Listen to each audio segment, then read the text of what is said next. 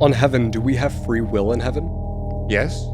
If free will is essential to human existence and the reason for the fall of man, how do you explain the absence of sin in heaven? If sin cannot exist in heaven but free will still does this mean God could have created humans with free will and no sin from the start? All right. It's been a privilege to meet you, Jack, and to meet your girlfriend. Now, let's say that your father called you up tonight and said, "Son, Katie has communicated to you that she loves you. I've been paying her $1,000 a week to love you." I think you'd be a little bummed out. Because love, in order to be real, has to be free. So when you're thinking about free will, you better realize that if we don't have free will, we don't love. You cannot love your computer cannot love you. Because to love means to pray for, to wish for, and to work for the well-being of the other, the success of the other.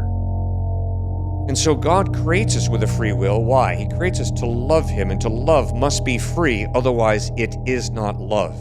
And He does not create us as His little puppets, His little robots. He creates us as human beings, persons. And my experience of reality is, a big part of personhood is love. Free will, in other words, which means I can choose to genuinely care for you. And I think if there was a Barbie doll that all you had to do was push a button and she would say, "I love you," I don't think you'd be interested in dating her. Not too much. I'm just the same as you, Jack. I love my wife and my wife loves me, and we don't have to love each other. And that's part of the thrill, part of the excitement of building a human relationship, that we choose to, we don't have to. We choose to care about someone, we choose to work for their well-being, we choose to work for their success, we don't have to. But obviously God took a limited risk when He created us to love Him, and that is, He gave us free will, which means we don't have to love Him. And that's essentially the story of human history, of how we human beings have destroyed ourselves and each other by choosing not to love, but instead, unfortunately, choosing to hate. Don't forget, this place is what heaven is going to be. Heaven's coming down here to redeem and change the earth. It's not some other dimension that we're just going to somehow be whisked away to. And so when you understand that, it's the head of the serpent was crushed back in Genesis, and that's pushing and pointing to what Jesus is going to do on the cross for us.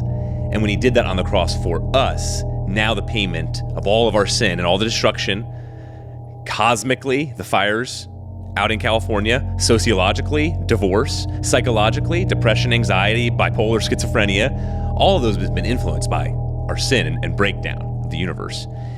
And so, yes, was there a certain tree in the garden in the beginning where Adam and Eve said, I don't know if God ultimately has our best in mind. So we're going to go ahead, even though He gave us all this freedom, we're going to go ahead, though, and just test that one thing that He didn't want us to do. And then all hell broke loose.